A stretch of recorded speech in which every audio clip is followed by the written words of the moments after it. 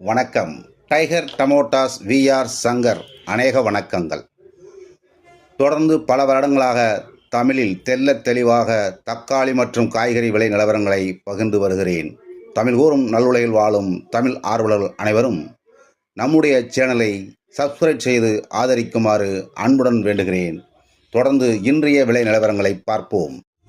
17/7/2026 வெள்ளிக்கிழமை அதிகாலை கோலார் மார்க்கெட் நிலவரம். மூன்றாவது ரகம் 50 முதல் 150 வரை, இரண்டாவது ரகம் 150 முதல் 250 வரை, முதல் தரமான தக்காளி 250க்கு மேல் 300-320, டாப் அண்ட் டாப் 350 வரை தற்போது வரை விற்று கொண்டிருக்கிறது 7:30 மணி அளவு வரை.